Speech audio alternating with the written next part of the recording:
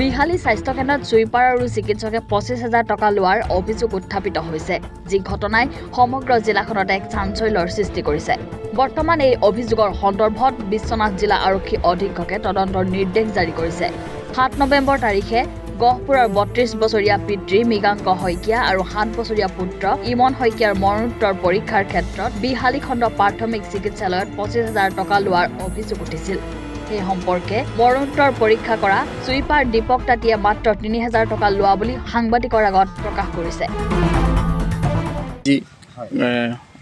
দুৰ্ঘটনা সংঘটিত হৈছিল, মৰণোত্তৰ পৰীক্ষা আপুনি কৰিছিলে?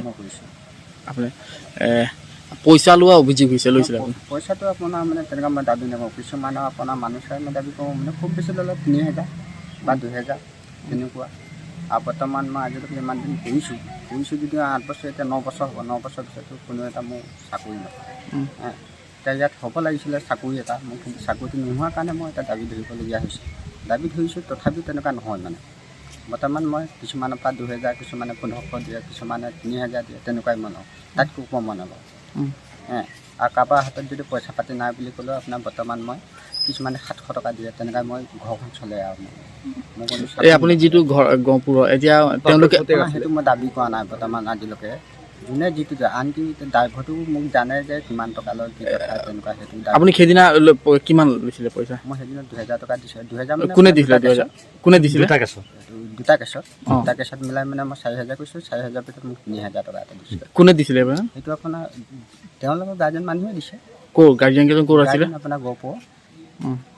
আৰু বৰ্তমান আপোনাৰ যোনটো ছুইচাইড হৈছিলে, বাপেক পিতেক মৰাটো, সেইটো দুটাই মিলাই পেলাই দিছে। কিমান দিছিলে? ৩,০০০ টকা দিছে দুটা মিলাই। এই গহপুৰৰ যিটো বাপে পিতৃ আৰু পুত্ৰ আছিল, তাৰ পৰা আপুনি ৩,০০০ টকা লয়? মই এইবিলাক দাবী কৰিবলৈ নাযাওঁ। তাৰপৰা আপুনি সেই ভাগটো আৰু কাৰোবাক দিছিল নেকি? নাই, মই সেইবিলাক আৰু কাকো দিবলৈ নাই। সেই পইচাটো দিছিলে কোনে আপোনাৰ হাতত? ৩,০০০ মানে তেওঁলোকে গাৰ্জেনে মোক দিছে।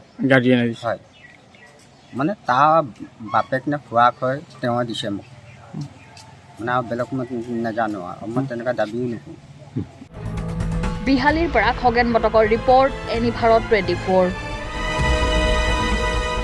নমস্কাৰ, মই অজয় ফুকন আৰু এইখিনিতে সমূহ এনি ভাৰত চেনেলটোৰ যিসকল কৰ্মকৰ্তা আছে সকলোৰে মোৰ ফালৰ পৰা শুভেচ্ছা জ্ঞাপন কৰিছোঁ। অসমৰ আচলতে সংবাদ জগতত নতুনকৈ আচলতে এটি আত্মপ্ৰকাশ ঘটিছে আমাৰ নিউজ চেনেল এনি ভাৰত। আৰু এনি ভাৰতৰ এটা খুব ধুনীয়া এটা অনুষ্ঠান হ'বলৈ গৈ আছে। সকলোৱে জানে, আমাৰ সকলোৰে মৰমৰ হাৰ্টথ্ৰব জুবিন গাৰ্গৰ গানে কি আনে। আচলতে জুবিনদাৰ সেই গীতৰ আধাৰত আমাৰ হিৰুদাই লিখা সেই গীতটি গানে কি আনে, এই গানে কি আনে নামৰ এটি তেওঁলোকে সাংগীতিক ৰিয়েলিটি শ্ব' কৰিবলৈ গৈ আছে। আৰু 15 আগষ্টৰ পৰা গোটেই আৰম্ভ হ'ব। প্ৰথম অডিশ্যন অসমৰ ধেমাজি জিলাত আৰম্ভ কৰিব। গতিকে সমূহ যিসকল প্ৰতিভা আছে, যিসকলে গান ভাল পায়, যিসকলে তেওঁলোকৰ নিজৰ প্ৰতিভা আচলতে দেখুৱাব বিচাৰে, এই ৰিয়েলিটি শ্ব'ত গানে কি আনে এই প্ৰতিযোগিতাত অংশগ্ৰহণ কৰক। আৰু খুব ধুনীয়া আপোনালোকে সুবৰ্ণ সুযোগ লাভ কৰিব।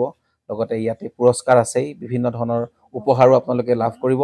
আৰু লগতে এগৰাকী প্ৰতিষ্ঠিত আচলতে এগৰাকী শিল্পী হিচাপে অসমৰ সাংস্কৃতিক জগত আপোনালোক প্ৰতিষ্ঠা লাভ কৰিব। গতিকে গোটেই অনুষ্ঠানটোলৈ মোৰ ফালৰ পৰা শুভকামনা থাকিল। আৰু লগতে এই অনুষ্ঠানটোত আপোনালোকে অংশগ্ৰহণ কৰিব, আমিও আছোঁ, আৰু সকলোকে আমি লগ পাম। ধন্যবাদ।